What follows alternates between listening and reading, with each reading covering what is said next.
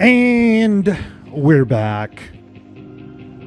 It's your good pal Jeremy Dog Danley with another edition of Bar Comedy USA News. I'm going to bring on my friend Double T, who hosts the segment on the Eagle 96.7, Rockford's home for classic rock. I hope I got that right. Anyway, it'll take just a second. I'll be right back on.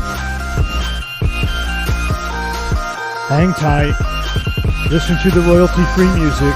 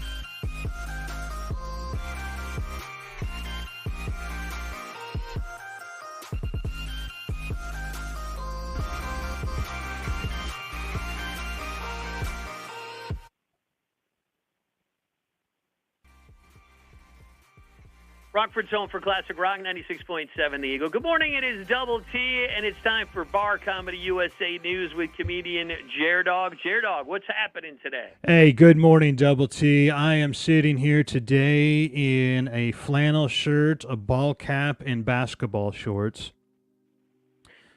It's quite the look you got going on this morning. Yeah. You got a fancy dinner to go to or something? Oh yeah, I'm dressing up just to do this segment with you.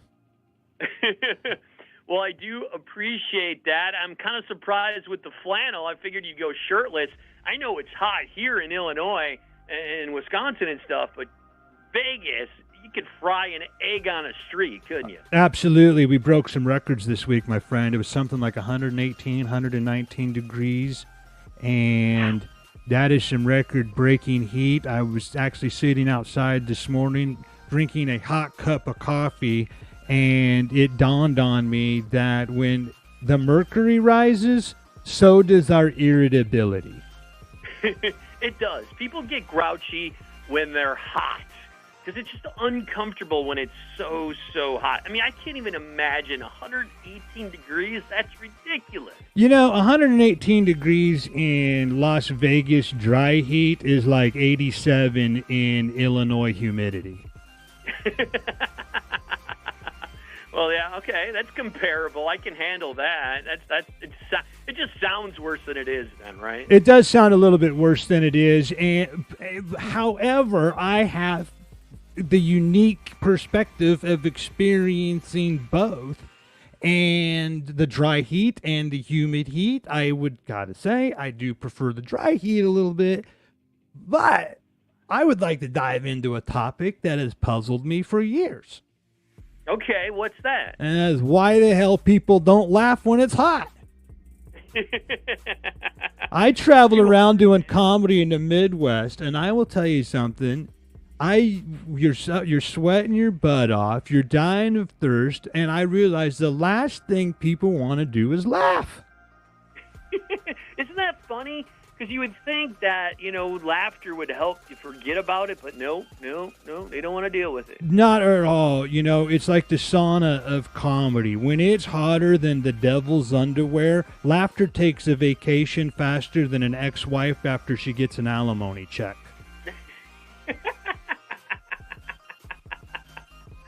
Oh, that is too funny. Now, is there a temperature, above this degrees people don't like to laugh, and below this degree you're okay? I'm not really sure. I haven't broke down into that kind of the science, Double T. I'm not a meteorologist. I'm a meat eaterologist. I study different types of meat rather than weather patterns. And why wouldn't you? Because, you can eat meat, but weather, it's just there. There's nothing you can do about it. Nothing you can do about it. And, it's just hard to let loose and enjoy the absurdity of life when laughter requires a certain level of relaxation and carefree attitude. That's a pretty tall order when you're trying to not collapse from heat stroke. Do you have some experience doing hot shows? Oh, absolutely, Double T. I came up in doing comedy back in the day, and we've talked about this before, where I would do the Comedy Wild West show all summer long, 5 times a day, and you would have to be and the first one was at high noon, so the sun is directly over the head. And I'm going to tell you something, when you're performing in a situation like that, it's not just about the heat, it's about the lack of oxygen. Oh, yeah. When the air feels thicker than grandma's gravy, when it feels like you're inhaling hot soup through a straw, when all you want to do is search for the nearest air-conditioned oasis, you ain't going to appreciate the genius of comedy. Not at all. And especially if you were performing those shows in an area that was shaded with seats, I'm sure there were plenty of people there just to use that, and they didn't care less what was playing in nearby. Absolutely. It's a completely indifferent audience, And when a comedian starts slinging jokes and your brain is just busy trying to cool down your internal organs, and it becomes a battle between survival and laughter, guess who wins? Not the laughter. That's for sure. Survival every time. It's not just about that, though. It's not just about that. It's about like the audience is not. They're trying to not look like a hot mess. Right, because you're just sweating. It's dripping, and your shirt's stained with sweat stains, and man, it's just uncomfortable. You just don't feel comfortable. There is no way to feel better. You can pour a cup of ice water over your head, and that's be refreshing for about 30 seconds, and then you're done. Yes, and I've been in the audiences where it's a situation like that. You've got sweat in places you didn't even know could sweat. You're not going to focus on the comedian's jokes when you're trying to figure out if the guy in the front is wearing pants or underwear. Is there any way to win over a crowd like that, or are you pretty much, it's a loss? Here's what I would have to say. We're all in it together in a situation like that. And so the silver lining is this, Double T. You got to embrace your inner weirdness, which it seems like a lot of people tend to do when it becomes this hot. We're like all in the shared misery together. It's like a strange camaraderie. You might not be laughing your asses off, but you're definitely acknowledging that we're all in this together. Oh yeah, for sure. And so that's probably the best way to do it, is just lean into it and just start making fun of the heat and how hot you are and how much you're sweating, and you got a whole bunch of material right there. That's right. And from the comedian's perspective, you got to realize that audience is just as miserable as you. If you get one joke in your set, you're killing it.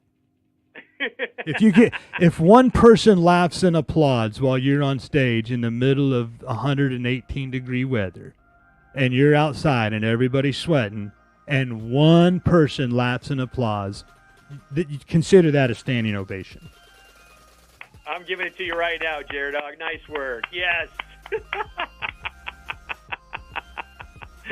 Bar Comedy USA News with comedian Jared Dog. Where can people find you and what you got coming up? Well, we got a lot of shows coming up over the course of the summer, and they'll take place in air conditioning. It's Yay! a new invention that doesn't seem to be working in my house right now. However, head on over to barcomictix.com. That's got the entire schedule for the Pub and Grub Comedy Tour, bringing live stand-up comedy to nightclubs, taverns, neighborhood bars located in the nooks and crannies of America. There'll be a lot on there. Even if you live in Rockford, there's plenty happening in Illinois, Wisconsin. And if you want to venture into Iowa, be my guest. But there's some happening over there, too. And just remember, the next time you find yourself, it's a summer night out, and you're at the comedy show, just cut some comedians some slack. They're up there, they're pouring their souls out. They're desperately trying not to melt into a puddle. It's a battle against nature. It's okay if the laughter doesn't flow as freely as the sweat down your back. Just sit back, enjoy the air conditioning, and give a sympathetic chuckle. It's Bar Comedy USA News with comedian Jared Dog. Thanks, buddy. I appreciate it. All right, Double T. Talk to you next week. It's Rockford's Own for Classic Rock 96.7 The Eagle. Awesome, man.